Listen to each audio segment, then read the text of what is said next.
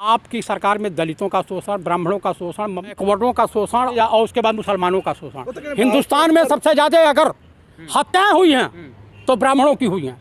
बिल्किस बानो इसी देश की बेटी है और उसके 11 बलात्कारियों को आप संस्कारी बता रहे हो। जो राष्ट्र जो धर्म के आधार पर जो राष्ट्र बने हैं उनकी दशा देख लीजिए अपनी। 8 साल में भुखमरी में, बेरोजगारी में और महंगाई में आप कहाँ खड़े हैं पूरी दुनिया के सामने, वो नहीं देख रहे हैं आप। हिंदू राष्ट्र दिक्कत क्यों है? मुझे हिंदू राष्ट्र नहीं चाहिए, हमारा जो राष्ट्र है वही चाहिए। यहाँ समता मूलक समाज की स्थापना हो, हमारा देश संविधान से चले, हमें वो राष्ट्र चाहिए। नागरिकों को बहुत दिन तक आप बकलोल नहीं बना सकते, मूर्ख नहीं बना सकते। अब पढ़े लिखे लोग हैं, आपकी हर चाल को समझ रहे हैं। बेरोजगारी का आलम और भुखमरी 121 देशों में 107वें पावदान पर भारत है। इनसे ऊपर बांग्लादेश, पाकिस्तान, नेपाल है। अरे जोड़ो यात्रा में 5 लाख, 7 लाख, 8 लाख की पब्लिक जब आ रही है, उमड़ते जनसैलाब को देखते हुए आम आदमी पार्टी, भाजपा और आरएसएस का मानसिक संतुलन खराब हो गया है। इसलिए उलूल जुलूल बयान दे रहे हैं। अब आपस में दो मुर्गा तो लड़ाता हुआ देखे हैं, अभी दोनों मुर्गे आपस में लड़ रहे हैं। माननीय प्रधानमंत्री गुजरात में अपने भाषण के दौरान आम आदमी पार्टी के मुखिया को अर्बन नक्सली कहा है, नक्सली अपराधी प्रवृत्ति का। और प्रधानमंत्री अभी अपने भाषण के दौरान उन्होंने कहा कि हमारी परंपरा है फूट डालो राज करो, ये हमारी परंपरा है, और जोड़ो और विकास करो ये कांग्रेस की परंपरा है। ये माननीय प्रधानमंत्री ने कहा, मैं नहीं कहा। डॉलर मजबूत हो रहा है, रुपया गिर नहीं रहा है, ये देश के वित्त मंत्री ने अमेरिका में कहा। और उसके बाद लोग कह रहे हैं कि वंदे मातरम ट्रेन कमज़ोर नहीं हुई है, भैंस मजबूत हुई है। कुछ दिन के बाद भाजपा और आम आदमी पार्टी के नेता कहेंगे कि बीजेपी और आम आदमी पार्टी या केजरीवाल या माननीय प्रधानमंत्री नरेंद्र दामोदर दास मोदी ये कमज़ोर नहीं हुए, राहुल गांधी और कांग्रेस पार्टी मजबूत। सीबीआई के ऑफिस में भी कोई टक्कर में नहीं दिखाई दे रहा। जिस प्रकार से कीड़े मकोड़े खा करके रात में छिपकली किसी महापुरुष के तस्वीर के पीछे छुप जाती है। शहीद आजम भगत सिंह से मनीष सिसोदिया की तुलना की जा सकती है, चंद्रशेखर आजाद से की जा सकती है, पंडित नेहरू से की जा सकती है, गांधी जी से की जा सकती है, अम्बेडकर से की जा सकती है, नहीं की जा सकती। तो इनकी आड़ में छुपने का क्या औचित्य है, क्या मतलब है? इसका मतलब आप करप्ट हो। मनीष सिसोदिया जैसा महान घोटालेबाज नेता, अरविंद केजरीवाल जैसा बहुरूपिया और प्रधानमंत्री जैसा कलाकार कोई टक्कर में नहीं दिखाई दे रहा है आम आदमी पार्टी के। हाँ, सीबीआई के ऑफिस में भी कोई टक्कर में नहीं दिखाई दे रहा। जिस प्रकार से कीड़े मकोड़े खा करके रात में छिपकली किसी महापुरुष के तस्वीर के पीछे छुप जाती है, इसी तरीके से मनीष सिसोदिया जैसा महान घोटालेबाज नेता, अरविंद केजरीवाल जैसा बहुरूपिया और प्रधानमंत्री जैसा कलाकार, शहीद आजम भगत सिंह से मनीष सिसोदिया की तुलना की जा सकती है, चंद्रशेखर आजाद से की जा सकती है, पंडित नेहरू से की जा सकती है, गांधी जी से की जा सकती है, अम्बेडकर से की जा सकती है, नहीं की जा सकती। तो इनकी आड़ में छुपने का क्या औचित्य है, क्या मतलब है? इसका मतलब आप करप्ट हो। कह रहे बीजेपी फंसा रही है। ये आम आदमी पार्टी अन्ना आंदोलन को पूरा सहयोग किया था कौन? आरएसएस और बीजेपी। तो उसी की पैदावार है ना। ये आरएसएस के छोटे रिचार्ज हैं, बीजेपी बड़ा रिचार्ज है। कौन छोटा रिचार्ज है? आम आदमी पार्टी, केजरीवाल। कैसे कह सकते हैं आप? ये कहते हैं आम आदमी की पार्टी है, लोगों की पार्टी आम आदमी की पार्टी नहीं है। ये बताइए, अन्ना आंदोलन की ही पैदावार है ना। देता हूँ, दिल्ली की 13 IPS ऑफिसर, उसमें किरण बेदी थी, ये विनोद राय थे जो बाद में माफ़ी मांगे राहुल गांधी से। उसके बाद सुब्रमण्यम स्वामी हैं, आज धक्के देके निकाल दिए गए हैं, अग्निवीर हो गए हैं बीजेपी से। आम आदमी पार्टी है।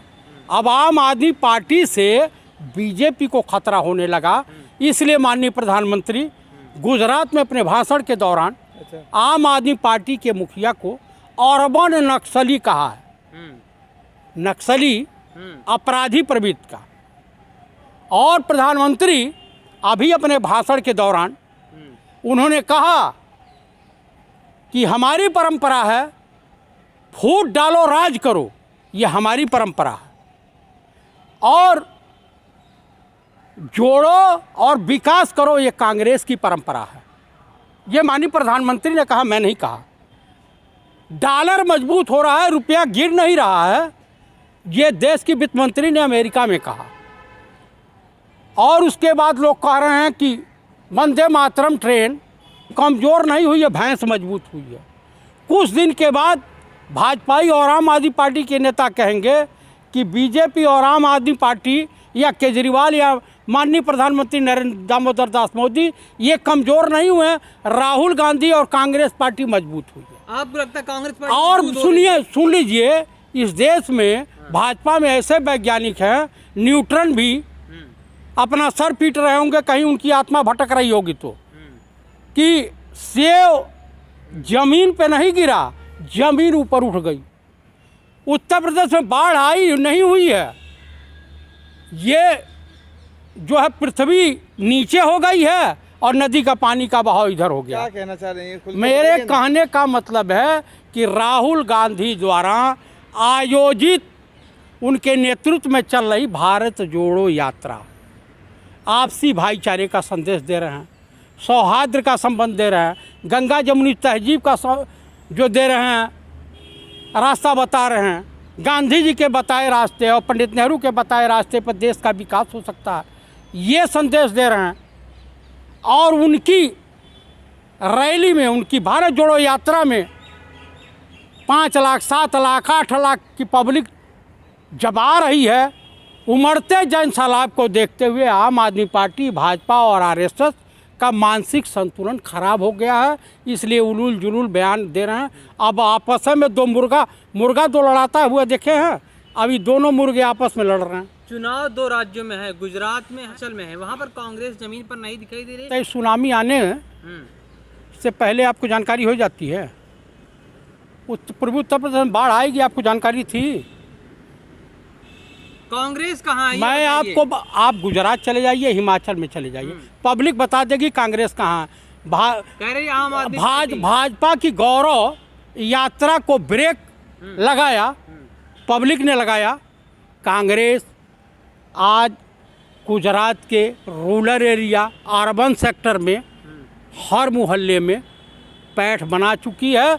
इसलिए प्रधानमंत्री ने साफ शब्दों में कहा कि हमें कांग्रेस से सावधान रहने की ज़रूरत है, आम आदमी पार्टी से नहीं। सर्वे में भी कहीं दिखाई नहीं दे रही है कांग्रेस। भाई साहब 52%। अच्छा, लोगों की पसंद कांग्रेस है गुजरात और हिमाचल में। क्या भारत जोड़ो का असर दिखाई देगा गुजरात और हिमाचल में? आपको चुनाव के समय पता चलेगा, जब मतगणना होगी तब आपको पता चल जाएगा। कांग्रेस इस वक्त बहुत मजबूत स्थिति में, पहले की अपेक्षा अधिक मजबूत स्थिति में गुजरात और हिमाचल में है। कार्टून वार चल रहा है। वो भाई अब ये बताओ कि नाचने आवे आंगन टेढ़ा, अब इनके हाथ से जनता, भाई देखिए, भारतीय नागरिकों को बहुत दिन तक आप बकलोल नहीं बना सकते, मूर्ख नहीं बना सकते। अब पढ़े लिखे लोग हैं, आपकी हर चाल को समझ रहे हैं। बेरोजगारी का आलम और भूखमरी 121 देशों में 107वें पावदान पर भारत है। इनसे ऊपर बांग्लादेश, पाकिस्तान, नेपाल है। तो माननीय प्रधानमंत्री की नीति क्या है? मतलब भारत का पाकिस्तान से भी कमजोर हुआ है। हाँ, रुपया 83 रुपये के, $1 के मुकाबले रुपया 83 रुपया। पाकिस्तान थर थर कांपता है मोदी जी साहब। हाँ, एकदम वो भी कांप रहा है। चाइना रोड बना रहा, वो भी थर थर कांप रहा है। इनके चाइना के डर से, चाइना के खिलाफ मतदान इन्होंने विवरणों में नहीं किया, वो भी दर्शाता है। और जो उलूल जुलूल बयान इनके नेता दे रहे हैं, वो भी दर्शाता है। आखिर वजह क्या है? जो हम हंगर रेट जो में हम 107वें पावदान पे हो गए, हमसे ऊपर पाकिस्तान चला गया, नेपाल चला गया, बांग्लादेश चला गया। इसके पीछे की वजह क्या हो सकती है? क्या ये हिंदू मुसलमान, लव जिहाद, घर वापसी, हिजाब, ये सारे मुद्दों की वजह से हम? देखिए, आपकी सरकार में दलितों का शोषण, ब्राह्मणों का शोषण, बैकवर्डों का शोषण और सबसे और उसके बाद मुसलमानों का शोषण। हिंदुस्तान में सबसे ज़्यादा अगर हत्याएं हुई हैं तो ब्राह्मणों की हुई हैं। आप ही बताइए, बिल्किस बानो इसी देश की बेटी है। और उसके 11 बलात्कारियों को आप संस्कारी बता रहे हो। कोर्ट से राजा बाबू के आदेश पर गृह मंत्री ने उनको जो है अभयदान दे दिया, कोर्ट का नहीं है, सरकार ने छोड़ा है, सरकार केस वापस लिया, संस्कारी सरकार ने बताया। राजा बाबू कौन? राजा बाबू माननीय प्रधानमंत्री हैं। राजा बाबू हैं? हाँ, उनको राजा बाबू कहा जाता है। देश के प्रधानमंत्री हैं। मैं राजा बाबू कोई बुरा शब्द तो कहा नहीं हूँ। क्या अभी परवेश वर्मा का जो बयान आया वो बीजेपी में सब पूर्ण बहिष्कार की बात, लेकिन ये संस्कारी हैं। FIR दर्ज नहीं हुआ। FIR कैसे दर्ज होगा? पुलिस और यहाँ के कमिश्नर की हैसियत है कि भाजपा के सांसद FIR दर्ज कर देगा। अरे कांग्रेसी तो सड़क पर उतरना चाहिए था। कांग्रेसी उतरे या न उतरें, इस देश की जनता को उतरना चाहिए ऐसे आतताइयों के खिलाफ। लोग ताली बजा रहे हैं जब वो कहते हैं कि मुसलमानों का आर्थिक बहिष्कार कीजिए, रेहड़ी पटरी वालों सामान लीजिए। अरे भाई उनके विरोध में तमाम सनातन धर्म के संगठन उनके साथ आ गए थे। ठीक है, किसी को इतना न झुकाइए कि टूट जा। हिंदू राष्ट्र बनेगा? बिल्कुल नहीं बनेगा। तभी देश विकास करेगा। हिंदू राष्ट्र बनेगा हिंदू राष्ट्र जो जिस धर्म के आधार पर जो राष्ट्र बने हैं उनकी दशा देख लीजिए अपनी। 8 साल में भूखमरी में, बेरोजगारी में और महंगाई में आप कहाँ खड़े हैं विश्व पूरी दुनिया के सामने? वो नहीं देख रहे हैं आप? आपको हिंदू राष्ट्र दिक्कत क्यों है? मुझे हिंदू राष्ट्र नहीं चाहिए, हमारा जो राष्ट्र है वही चाहिए। यहाँ समता मूलक समाज की स्थापना हो, हमारा देश संविधान से चले, हमें वो राष्ट्र चाहिए। लेकिन चुनाव तो जीत रहे हैं ना मोदी जी। अब नहीं जीतेंगे। अब नहीं जीतेंगे? अब नहीं जीतेंगे। कब तक? भाई साहब 2024 में इनकी विदाई है, गुजरात से इनकी विदाई है।